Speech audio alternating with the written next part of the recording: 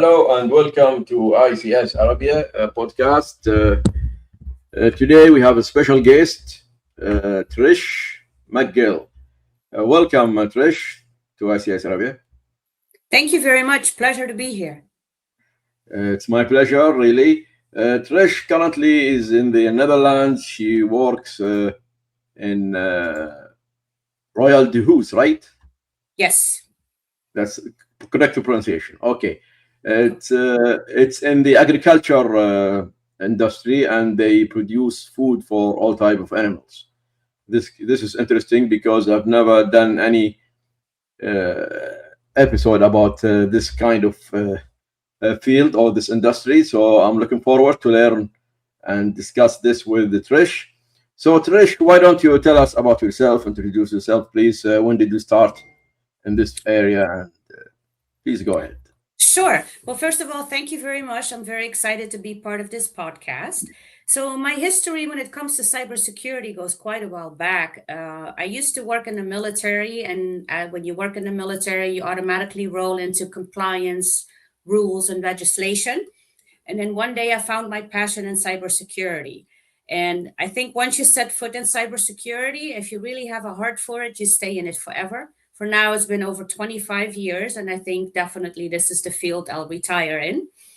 So, as I got out of the military, I rolled into the financial industry. Then I rolled into the oil business.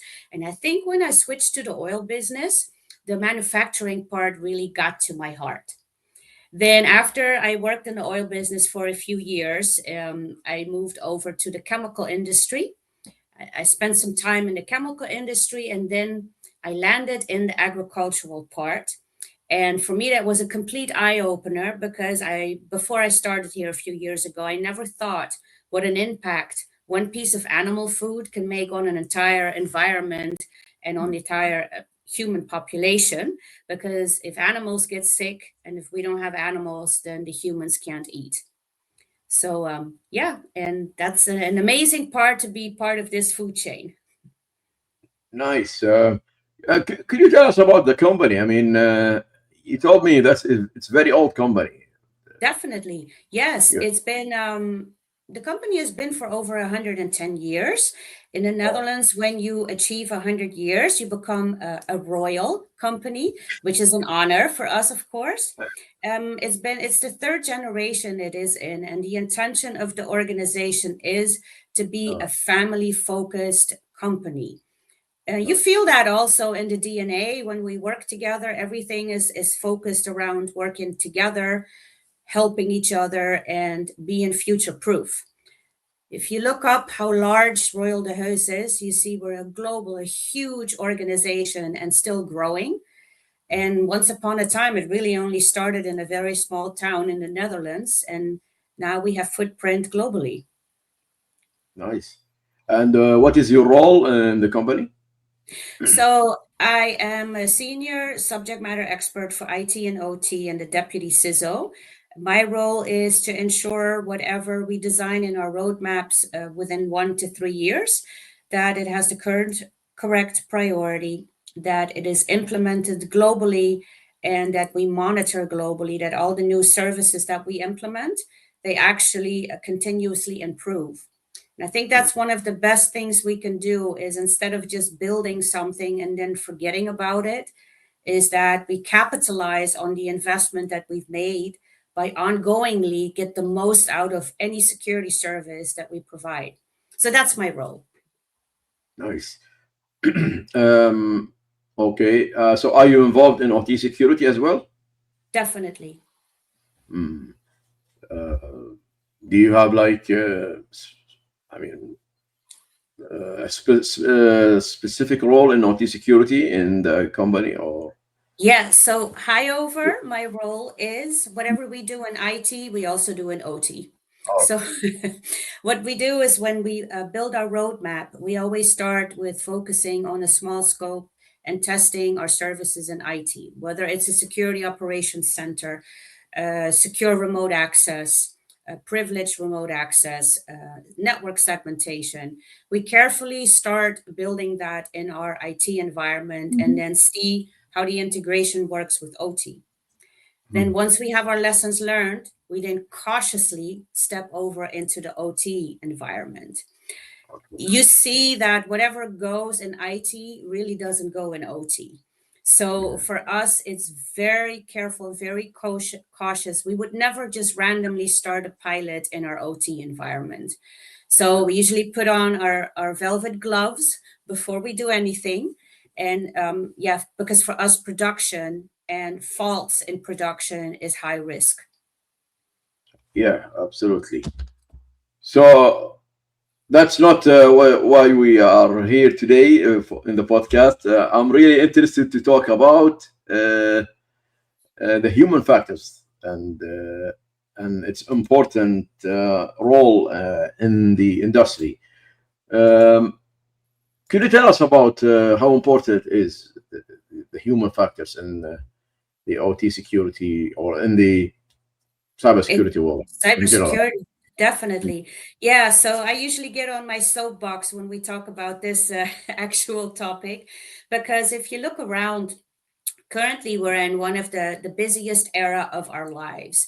We have never been as busy, and I don't even know what we're busy with the whole day, but we are so busy constantly being triggered by all the technology that we've developed.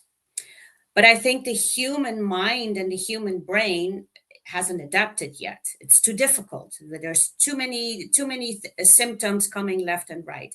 I also think at the current moment we have the most generations from Gen Z to Gen X and boomers working at the same time in the same office. So there's a language barrier, there's a cultural barrier, there's definitely a communication barrier, and then on top of that, the technology has taken over so much of our own thinking and our own spirit. So if you put all that in a bowl and mix it together, it looks like a disaster, right?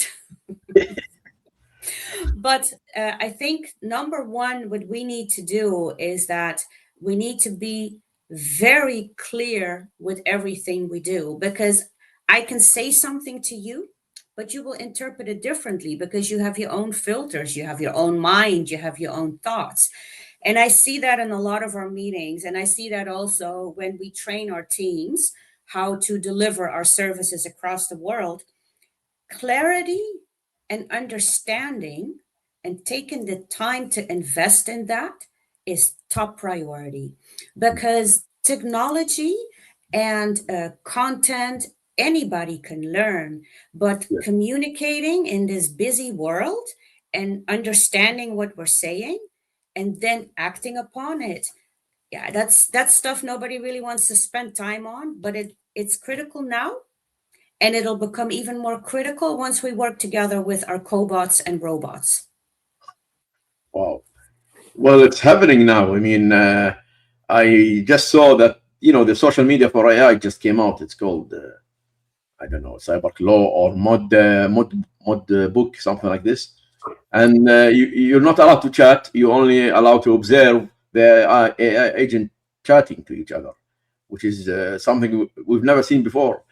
Uh, so maybe they will chat with us maybe in the future. They are doing it now, but it will be more maybe in the future. So so why we need to learn communication skills in this the ages? You think why is it Yeah, so important? it's amazing, Sulaiman, that you just mentioned this, because if you think about just ChatGPT and AI alone, we haven't used it that long. It's only been a few years, and we can't even think being without it anymore, right? And we've trained that huge brain of AI so impeccably that, yeah, they can now talk to each other. And when you think about the type of robots that we sometimes see on some of the big seminars, but they don't show us everything, of course. The good stuff they don't show us yet. If you look at how they look and feel like humans, but the way you train them and what you tell them to do, you can barely tell the difference. So I later, probably when I'll have a robot in my house, I Yeah. need to be very clear what I want it to do. I need to make sure the robot understands my orders very, very clear, because it won't be able to think for itself. It'll only take the prompt I'm telling it. So think about if you have, and we already have in the medical industry, they work a lot with remote robots, where the actual the surgeon is sitting in the Netherlands and then doing a surgery in Vietnam through robots and things like that. Sure. But that's precision. You cannot forget a comma or a point or whatever your prompt is. So I think communication, first of all, is important for us to work together and get the results we all want. But looking at AI and how we're going to dictate what the robots will do, we have to Mhm. be impeccably specific. Yes, So because clarity. yeah, especially now, in the AI LLM, if you give a wrong instruction or wrong prompt, like they say, um, the output will be totally different than what you expect.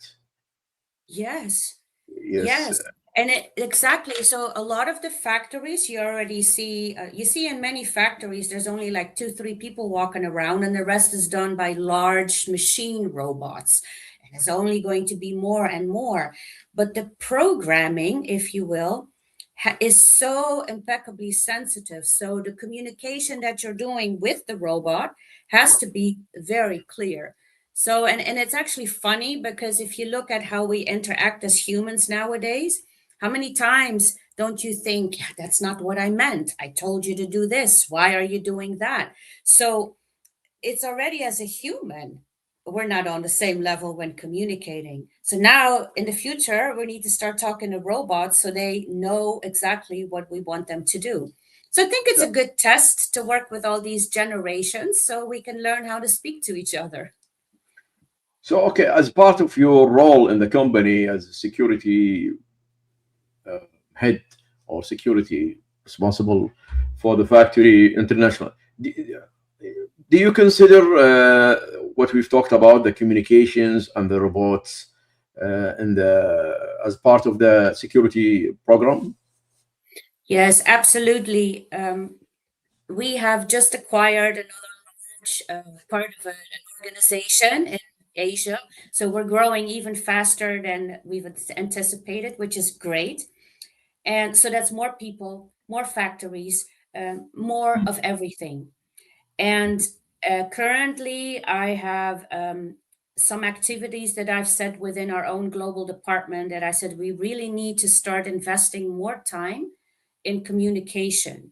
May this be communicating, presenting, doing workshops, maybe processes, but really, really understanding, like, do you understand what I just asked you to do?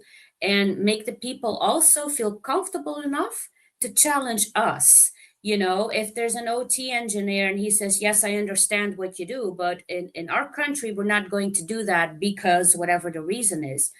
That's the kind of safe environment we want to create, clarity, and also that you feel safe to challenge each other, especially global headquarters.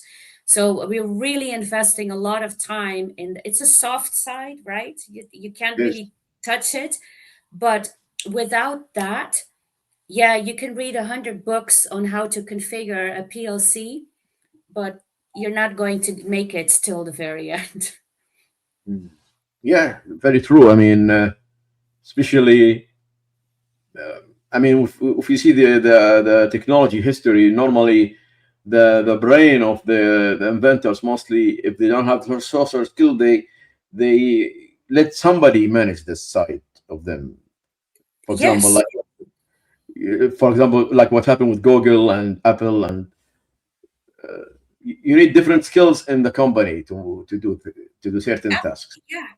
Yeah, that's a great example, and you're right Yes. because, and we've noticed that we have a lot of work to do, and we want to do it fast because there's a lot more work coming, and we need to innovate too, right?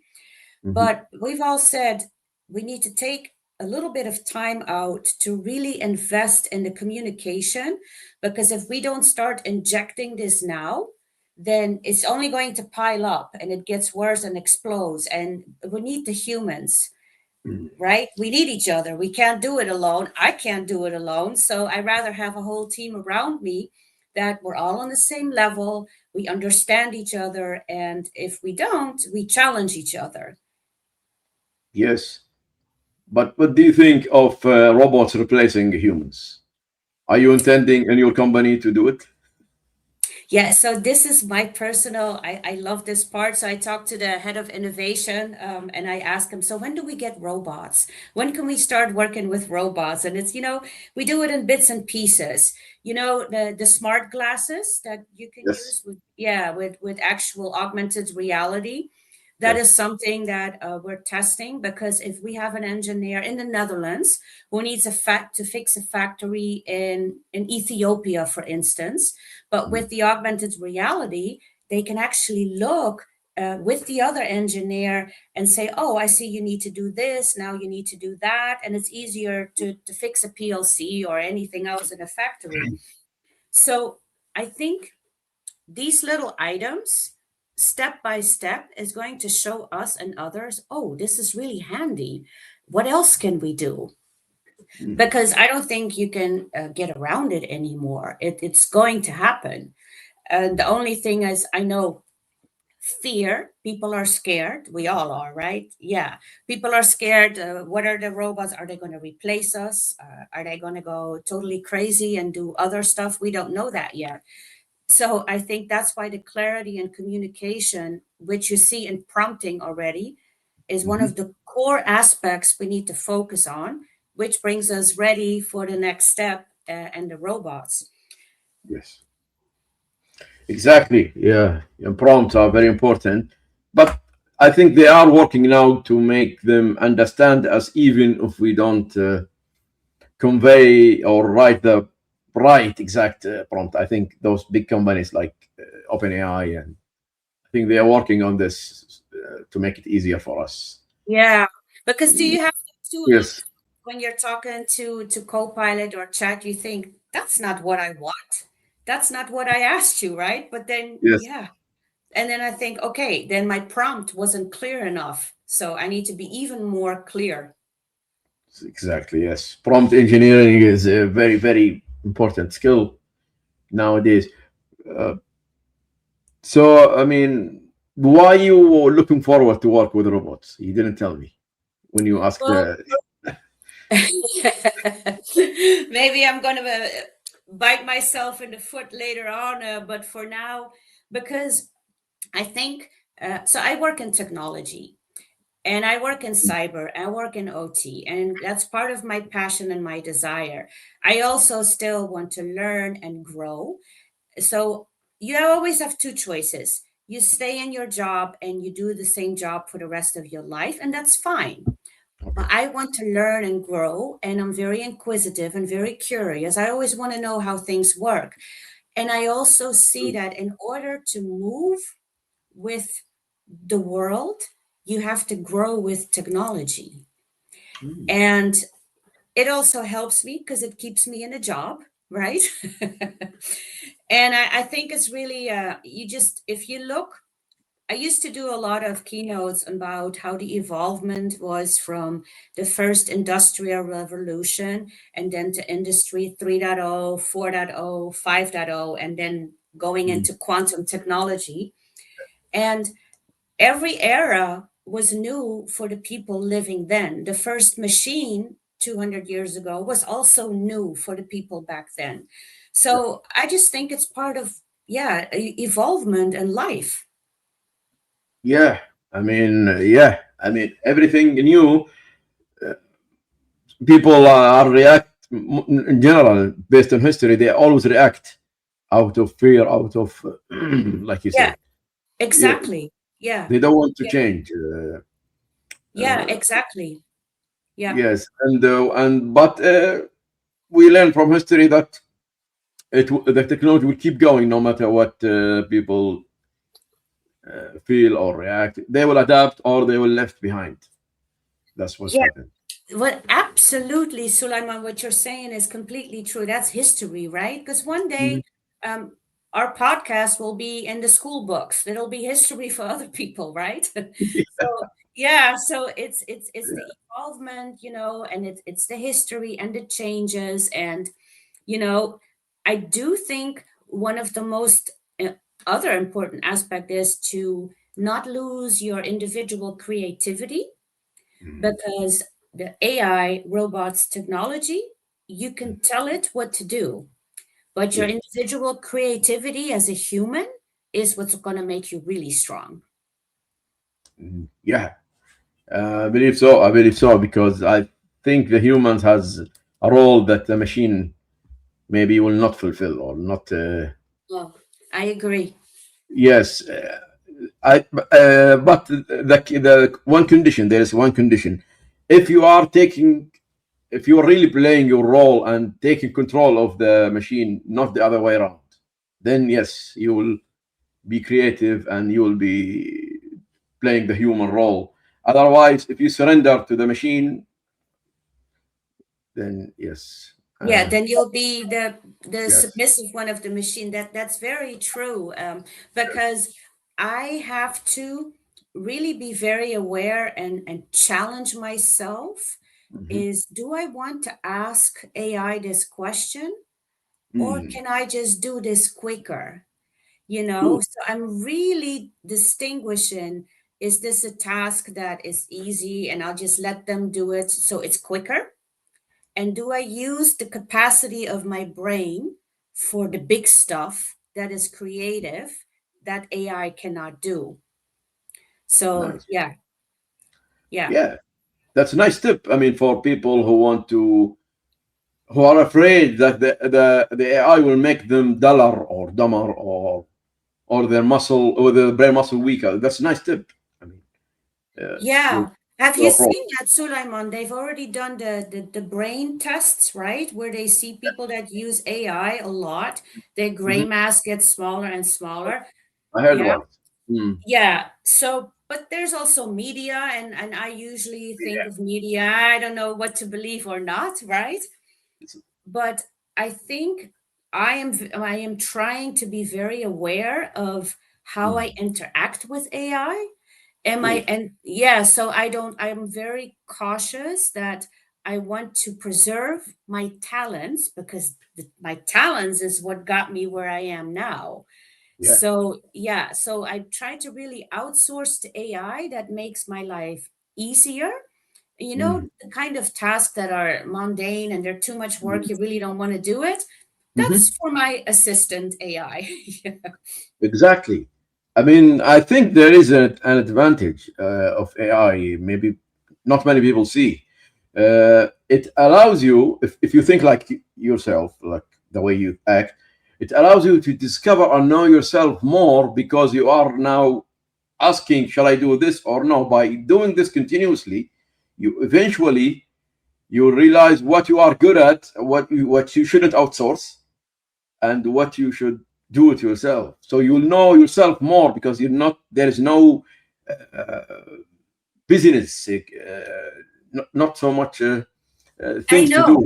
Yes. It's funny that you should say that, because I read a lot of books about the human brain.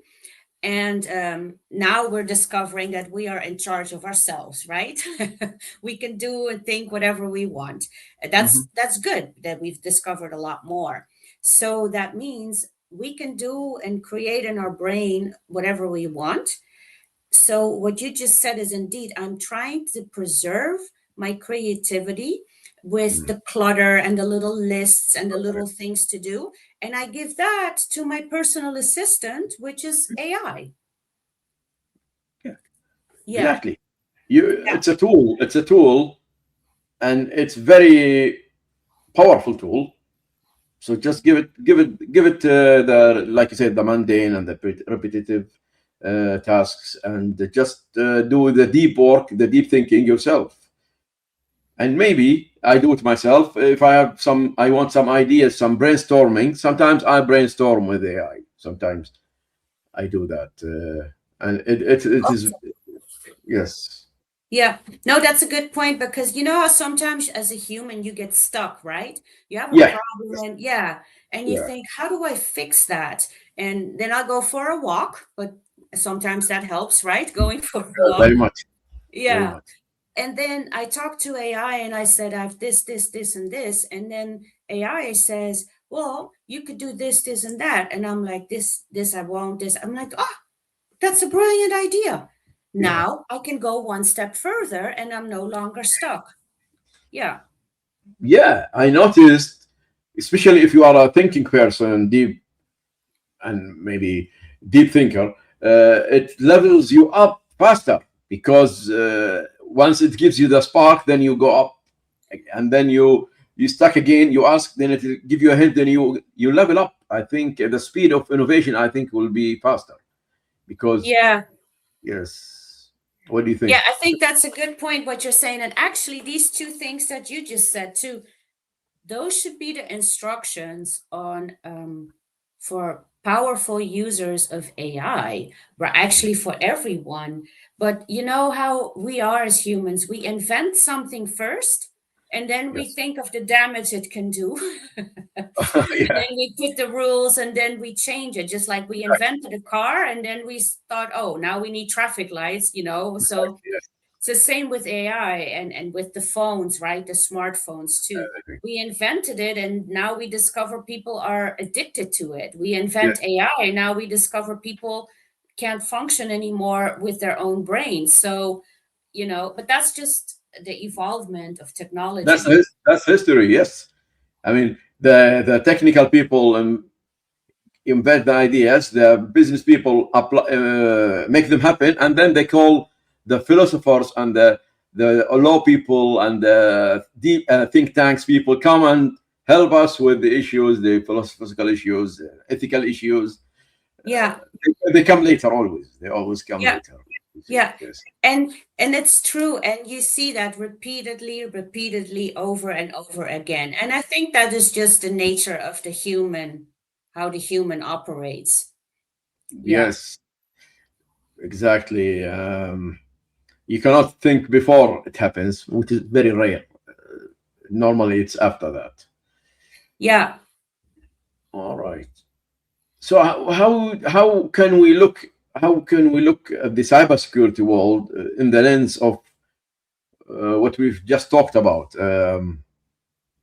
What are the think the future trends or risks? You think? Yeah. So that is a completely different perspective because when it comes to the potential of risk, Mm, now and in the future, that just increases every day. Our attack surfaces, they just increase daily. We invented so much technology, we connected everything together, and now we made it an open playing field for attackers. yeah. So, as far as the risk goes and the potential of harm and disruption, and anything to be more resilient, that is going to triple in the next few years. Mm, It's good for cyber. We will have enough work to do, but when it comes to risk, that only gets bigger. So I think because of that, the individuals, we're still going to be working with people to rely on individuals mm. to be more resilient. You cannot rely only on machines in the future to be resilient. Yeah. Totally agree. Okay. So I mean, I have something to ask you. I mean, I prepared that question. The inside the human mind in automated systems, like the cognitive load and the alert fatigue, trust. Can you elaborate on these Yes. ideas? Yeah, so you mean more like when you have a security operations center and they get alerts from the IT and OT environment and people acting upon alerts and vulnerabilities and everything that comes with cybersecurity, and you mean how the human is going to interact with it? Yeah, I mean, in the context of AI, do you think AI should be there? That's why I brought up this. Yeah, Yeah. AI can Mm, probably do the front office work to, because if you look at our are alert services, right? They're all based on very machine learning type of technology. They do machine learning. There's already AI embedded in it. So the machines already do a lot on their own. I Yes. can imagine that there's another layer that AI can help. So to reduce the type of human analysts that need to look at the first line of incidents. Mhm. But when it comes to second and third line and incident response, yeah, I still think you need some heavy boots on the ground and some very skilled individuals. So it brings me to another point now that you brought this up. I think that there's going to be a shift in skill set needed in Mm. cybersecurity. A Mm. lot of the mundane task or the beginner's task, etc., it can probably be picked up by AI. But again, the really the heavy duty type of, yeah, how do you act in certain situations?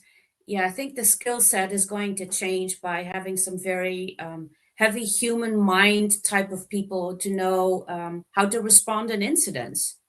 Because Mm. a robot is not going to run around and respond to incidents. You do need to gather humans for that.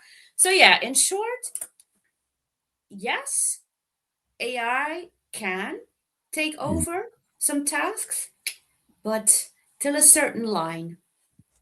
I see. Yeah, don't you think the next skill required is the judgment skill? Maybe Yes. the humans has to be better. Yes. Yes, analytical judgment. Mm. And everybody is responding, no, reacting nowadays in speed, right? Everything is fast, and you ask a question, you get an answer. Ask a question, get an answer. But nobody really takes the time. Okay, what does this question mean? Where does it come from? What is the impact if we don't do it? And I think the Mm. analytical judgment, the bigger picture skill, that is Mm. the skill shift that we definitely see coming. All right. Uh, okay. In the agriculture world, your industry is agriculture, right? Yes, Let's get, yes, let's yes, let's yeah, let's get right to it. yeah. Are they starting to use robots and AI because it's more automated job tasks? There are more automated tasks there, or from Yeah, your so observation? yeah, so what you see, of course, we're definitely AI is being used because we've also noticed how it helps us give an insight. We get a lot more insight. We get a lot more context. We know a lot more, and when you know more, you can do things better.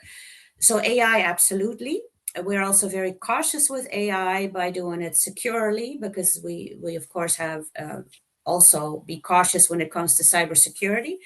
In our Yes. factories, we definitely use machines, robotic arms, machines, etc., Mm. where possible. And as I just mentioned, the augmented reality, that's what we're trying to get to see for fixing things that would be helpful. So slowly but surely, because we also know if we stay behind, it's Mm. difficult to compete with the top 10.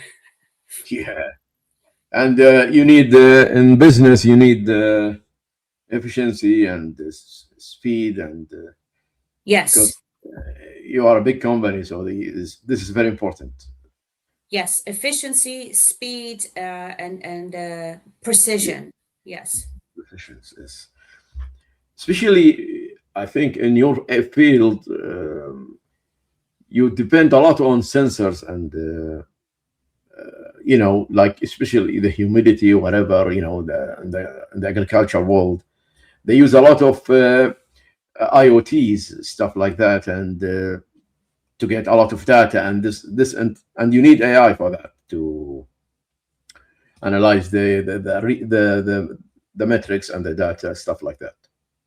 that's true. Yeah, yeah, definitely. We use a lot of sensors for humidity, for warmth, for water, for pumps, for anything.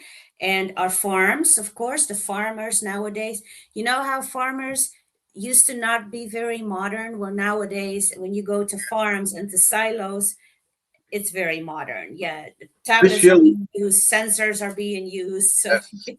I think Netherlands is leading in this area, the agriculture world. They have one of the top universities in agriculture. that's true. That's absolutely true. Mm, And that you just said a great word, Sulaiman. It's the precision, the measurement and precision. And also a lot of times I think, wow, they measure this, they measure how much grain is left in a silo, and then an alert goes off and the office knows they need a new recipe, the factory makes it, and the truck driver is already on his way. Yeah, that's amazing. But yeah, when it comes to IoT, yeah, of course, we use AI, but that's also a vulnerability for cybersecurity, of course. and as part of your task as a security officer, how do you deal with that? I mean, how do you? What's the trade-off? How do you balance the productivity with security? Yeah. So for us, and I'm also trained like that, safety first.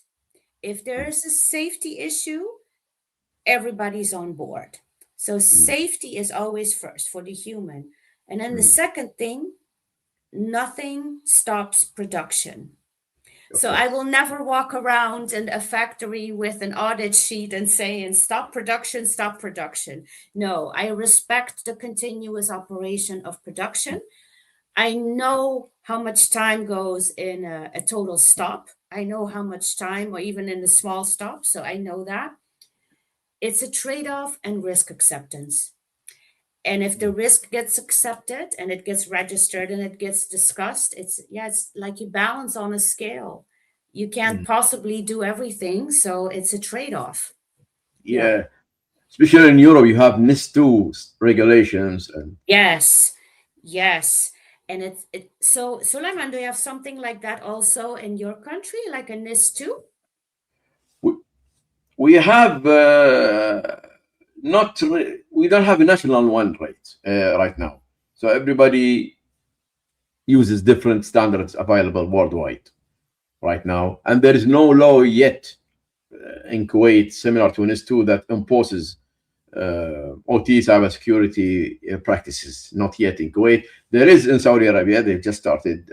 Qatar, United Arab, but in Kuwait we still catching up. Catching up. Maybe there will be soon.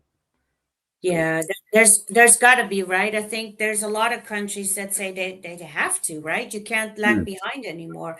Yeah, and so NIS2 helps, of course. I like NIS2 because it makes sense. mm, You're a critical infrastructure. What happens if you're down?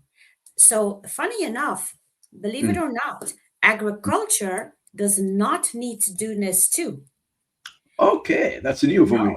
Yeah, the food industry does, but feed not Oh, yet. Yet. okay. Because in my mind, feed, animal feed is part of the food chain. Yeah. But the government says it's not in this too yet. Not yet. No, but I Oh, think it's good because we've become so reliant upon technology.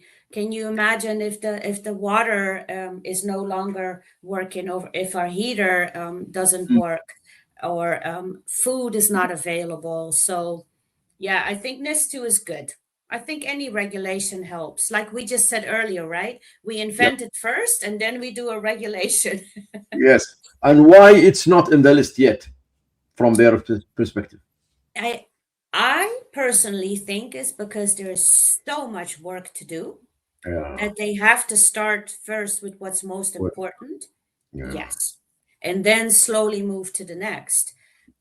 For us at Royal de Heus, although we are not part of NIS2, Mm. we are part of common sense and resilience. So, Okay. yeah, we do what is best for our organization and the environment.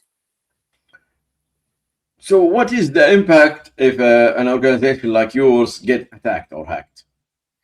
Yeah, so the impact is pretty bad. First of all, if production stops, for Hmm. the animals don't have any feed. And if Mm. there's no, of course, the humans don't need to eat animals, but eventually there's no more food. On Mm. top of that, all the food that has been made Mm. is going to expire. So that's a waste. All Oh, the actual sources that we have, oh, this is, like grain and corn, yeah, that also goes to waste. So there's going to be a lot of contamination of wasted food. Yeah, mm, and then the whole chain shuts down. okay. And we're a global organization too. So Mm, it will be quite an impact, and especially in areas where they really rely on the mm. feed of Royal de Huis, because there's no other opportunity to feed the Yeah. animals. Yeah, that can be catastrophic for the country. Yes, especially in my country, we rely on import because we don't have so much, because it's Yeah, a desert. It's a desert. We don't have a lot of agricultures and farms, I mean, to feed animals. So mostly we import them. So if you stop, for example, you or Ukraine or, or whoever, we get affected heavily. exactly. Yeah, So it's a chain, like you said. It's not just locally in your factory. it's a It's very chain. Yeah, it's a because serious. as all the business processes and all the processes, they are step by step a chain, and if one of the dominoes falls Mm. over, everything falls over. Do you think, from your opinion, or if you follow threat intelligence, do you think your industry is targeted by threat actors, or have you seen? Yes. So, in my personal opinion, Mm. every industry is targeted because everybody uses internet. So, an attacker is just there are Free. attackers that don't care; they just want to attack, so they'll get to people. And then I think when I worked in the oil business, clearly a target. When Yeah. I worked in chemicals, clearly Yeah. a target. But also for animal feed and farming, there are special groups that don't really agree with farming. They don't really agree with animal feed. And so I think nowadays people don't break into factories anymore. They will just attack a factory and take them down if they don't like something. Oh, So I really think everybody is susceptible to an attack in this era. you raised a very interesting point. You just hinted about a special type of attackers. The the attackers that they have issues intellectually. I mean, best they have different values that they don't like the industry. This is interesting because most of the time we hear that it's either political or either out of money, greed, like criminals. But if you get attacked by somebody who doesn't like the industry because it's against their value or philosophy, that's interesting. Yeah, absolutely. And it's true because when you think of an attacker, you think of geopolitical threats nowadays, right? Or organized crime. But no, there are also attackers. With Greenpeace there were organizations like Greenpeace. Also, I saw that in the oil industry, and not just there are many other organizations that don't Mm, agree with what certain industries are doing. And then they're protesting, but then there are also people that don't protest but they attack. mm. So yeah, I definitely think nowadays everybody is susceptible to being attacked. Do you think attacking OT is easier now than it used to? Yes, Mm. and the reason why is because once upon a time OT didn't need to talk to IT at all. It was just Uh, factory and then there were offices. yes. So why you think it's easier now than it used to? You said it was isolated from IT before. Because it used to be isolated, and both areas didn't really need to talk to each other because everything was done in a different way. Mm. Nowadays, so then we started saying there's no issue because it's all air gapped. We found out it wasn't all air gapped, but that's okay. Yes. But then we came to a point where IT and OT do need to talk to each other because they need each other's data. Mm. They need to send recipes, they need to send production records. So it's back and forth. There are, although we have segmentation of networks and everything is Mm, secure, different, they're talking to each other exactly. constantly. Exactly. And we all know IT in the world is easy to attack for good attackers. And if Yes. you're in IT, you hop into OT. Mm, So where OT used to be very segregated and you cannot touch it, we mm. connected it as the humans, and now we made it easier for an attacker. Yeah, especially it doesn't require maybe a lot of uh, skills to play inside the OT network. No, exactly. Once, so you break into an IT network, which nowadays everywhere is easier. Then you Mm. go into an OT network, and once you hit the SCADA system, you are already manipulating. You don't even need to go down to the lower Purdue levels because you're already manipulating via SCADA. So, yeah, so it's terrible, but Straightforward, yes, straightforward. Yeah, it's straightforward attack. You, yes. you don't need to write a special exploit or something or No, technique. Yes. no, no. And if so, I read a lot of articles on. Unfortunately, I always feel bad when companies get attacked because I know how much work it is for them to recover. You Mm. know, but then you think how smart the attackers are, and Mm. but that's what they do all day. That Yeah, is their job. exactly. Yeah. They have their muscle memory is very good because they have practiced many uh, scenarios and many techniques, and they have the mentality to That's true. be, That is, yes, yeah, that is very true because an attacker is so determined, they will yes. not let go. Yeah. I admire that the grit they have and the persistence. Yeah. That's true because yeah, if one way doesn't work, they find another way. Yeah. And it's interesting. This raises another topic. I don't know if it's related. They say if you are familiar with the complexity theory, um, there is the P and there is the MP. The P is the easy path.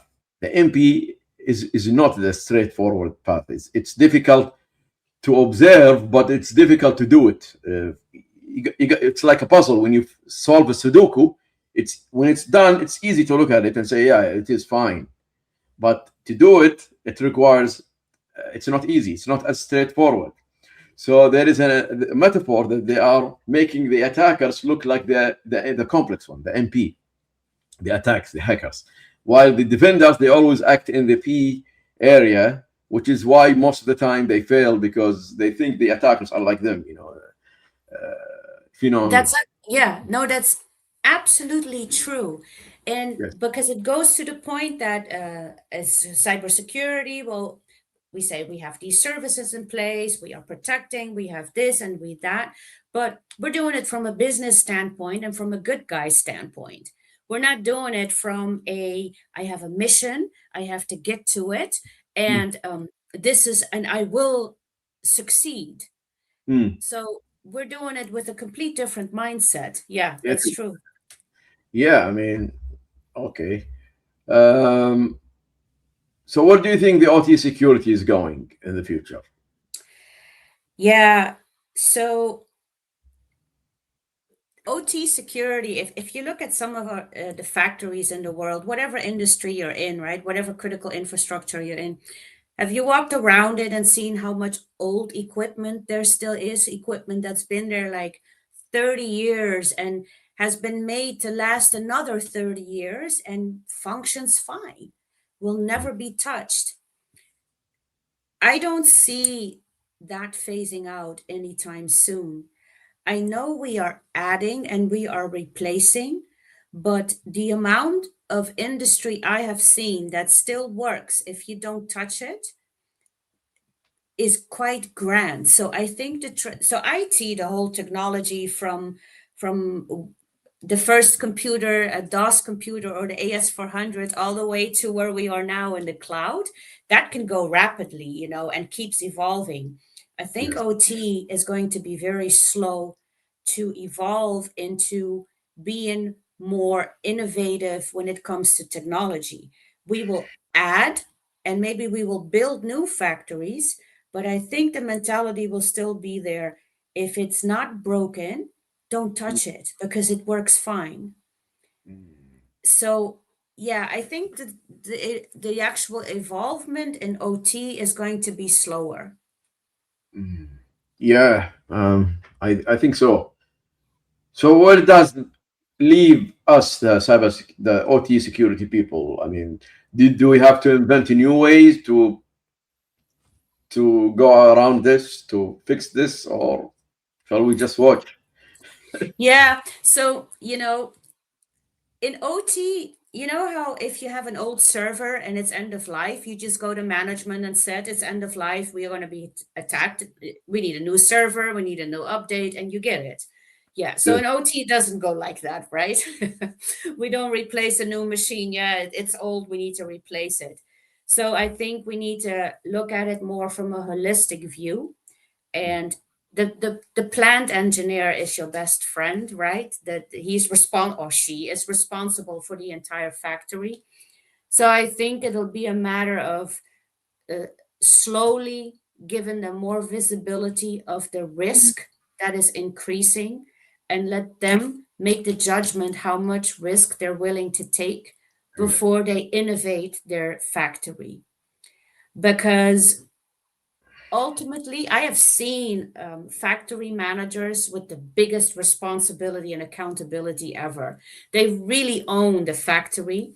So I think we need to work more together with them on what acceptance of risk is for them good enough, Mm. and then help them transition or transform. That's one part. And I also think in building new factories as we acquire new business, I think maybe it's time for us to be in the world, right? To be a little bit more daring and start going towards smart factories and just use it as a pilot and test it. Mm. Smart factories. Yeah, I think they exist now. I think there are some smart factories. Yeah, yeah. But again, remember how we said, Suleiman, people are afraid, smart factories, smart cities, smart everything. Because the big companies like Siemens and stuff, they already have the smart technology ready. But it's up to the asset owners who are buy them or not. Or adopt. Absolutely. That's true. And if you see how long it takes to move out of a legacy system into Mm. a new one. And yeah, the intention of a factory is different anyway. A server gives data, a factory gives products. So Wow. if the data is wrong, okay, we just make new data. But if the product is wrong, or if the product doesn't come out at all, yeah, that has a bigger impact. Yeah. Do you think the because we just talked about the humans, and do you think the Gen Z, whoever or whatever they're called, do you think these are the people who will change this? Do you think? Yeah, so I have a Gen Z son, so he teaches me a lot of new things, so that's good. Okay. Me too. Me too. Yeah. So Yes. and actually it's funny, I can use that as an example. I try to also listen and see his perspective, first of all, because I'm his mother, but second of all, I'm curious how his thoughts are. Yeah. Because if I know and understand what he sees and how he responds and why, then and I explain my vision, then you see maybe somewhere there's a middle ground. So that's it's a different way of communication. I think we need to have a little bit more patience with Gen Z. It's Yes. difficult, but we should have a little bit more patience. Yes. But I also think they need to acknowledge our experience, Mm. because experience you don't learn on Instagram. You don't learn it there. But Yes. I think Gen Z is the generation that is going to help the humans work together with robots and smart factories and smart I agree. cities. I agree. Because I think they still have a little bit of millenniums and Gen X in Mm, parenting and stuff. So they have a little bit of old school and mm, heart and and passion. mm. But I see them as the saviors and then help the next generations how to safely be in a robotic environment. Yeah, I can tell from following some AI startups. Most of them are young, and most of them they are creating those AI tools and platforms very fast, faster than I used to see in the few decades. You can, Yeah, you can tell that they are in tune and they understand the technology well. So definitely, I think they are the one to deal with these technologies, yeah, smart and AI. yeah. That's a good point. Would you they understand it, but their level of understanding is very fast. Yeah, Yeah, yeah. That's a great point. yeah. I noticed the speed. I think they have the speed aspect because Yeah. they are wired to think like this since they were young. Yeah, that's You- that's true, definitely. But it's impressive actually. Do you see how much yes. impact it has on the human brain? Mhm. So that's why it remains important that we stay in charge of our own brain. Mhm. Do you think they have this problem, the Gen Z? They don't have. They are not in charge in their I brain. think they're on the cusp. I The, I have seen that they can let themselves go and be Mhm. lived by society, but for some reason they are constantly able to shift back. So I Mm. think they're on the cusp. Yeah. Okay, so they are on the cusp. Maybe the generation after that they will be full digital or whatever. Yeah, I have no idea. You know, Yes. if you look at it, Mm. yeah, but it's funny if you look at the little children nowadays, it blows my mind how a 3-year-old knows how to use a phone. Yeah. Yeah, Yeah. right? Yeah. Yeah. This is difficult for most of us. I mean, our or maybe our parents, Yeah, because but their mind to be able to do that, even if you see that, yeah, I think that it just really blows my mind how that's possible. Yeah. yeah, I mean, and it's also amazing to see those teenagers they're becoming millionaires, and they're still in the school just by releasing tools and platforms. You ask yourself how. I mean, Yeah, millionaire. Yes. that's also because okay, when I was a teenager, I was bringing around newspapers and babysitting, right? That's how I made my job. That's how I Yeah. made work and money, and that's true. For some reason, their brain is wired in such a way they can create and invent something, and it's Mm. actually we can use to help us out. Yeah, I wouldn't think of that. No. Yes. Absolutely amazing, and it's a really amazing world I'm witnessing right now because I mean, I've been like you using technology for over 25 years.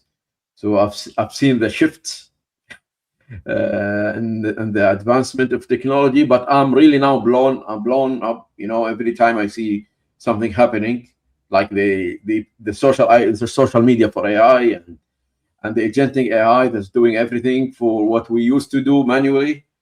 I'm just, I'm witnessing a technology that's really amazes me. Yeah, and I'm just like you. I like technology.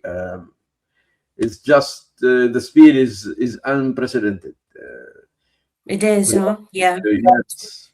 And I think too is because we have seen the entire shift of monologue all the way to, and we're going to see the shift to robotics, and that is impressive. It's actually impressive how much the humans can think of, right? How much we can create. Yep. Absolutely impressive. Before we wrap up, do you have something in mind to share with us, Trish? Yes, I think we have to really pay close attention to keep using our creative mind.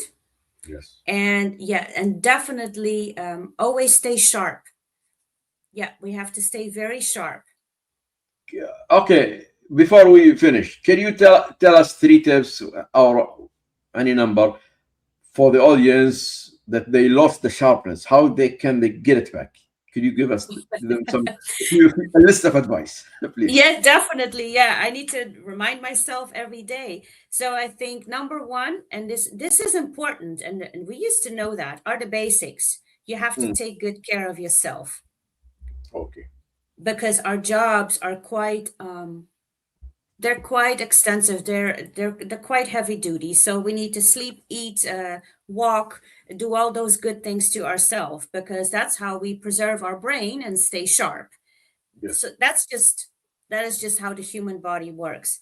And I Yes. think the other thing is that if we have a thought or if we have a feeling like, this is weird, I'm not sure, it's always right. So you have to Hmm. stay sharp. If you have a hunch, your hunch is always right. So True. don't neglect your hunch. I guess we tend to forget that because it's so busy. You know, we are so busy with so many things. Yeah, there's so many things.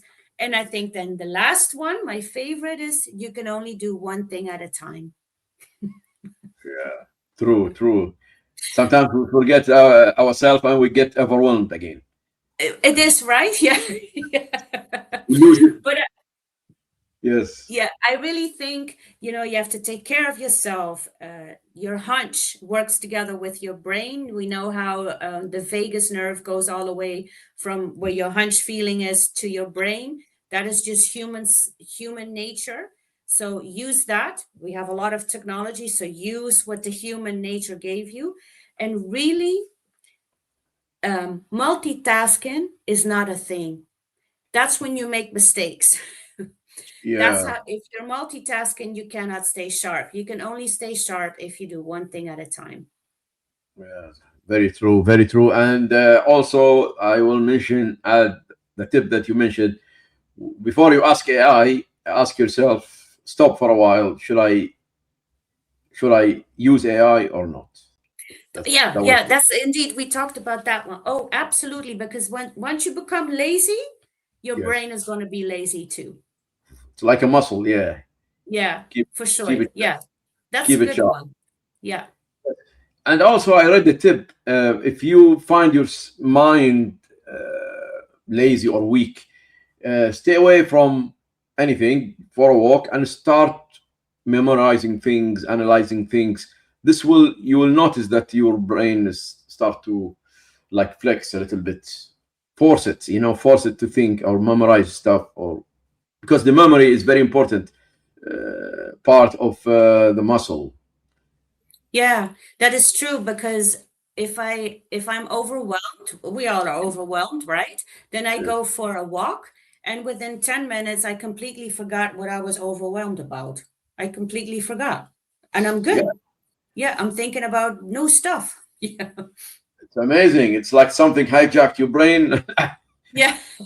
and you don't know that you are hijacked. It's amazing. Yeah. Yeah. Yeah, I cannot really, stop. Continue chatting with you because we will chat forever. I think because it's we keep coming up with ideas and stuff like that. Yeah, well, I really enjoy talking with you. So I had to stop. Thank you so much for with you for joining ICS Arabia podcast. I think you are the third woman I think I have in my podcast. It's okay, yeah. I know there's yeah, not many of us in cyber. I know that, but well, yes, thank you, Sulaiman. It was really amazing. We could talk for hours, but I know we don't have hours, but it was amazing. Thank you very much. you're welcome and thank you for joining us and sharing your insights. I really learned something today about it and about Netherlands and about the industry in your in the country. Thank you so much. I hope you guys enjoyed our chat and find it insightful. Uh, Stay and subscribe and like, and hopefully see you next time. Bye bye.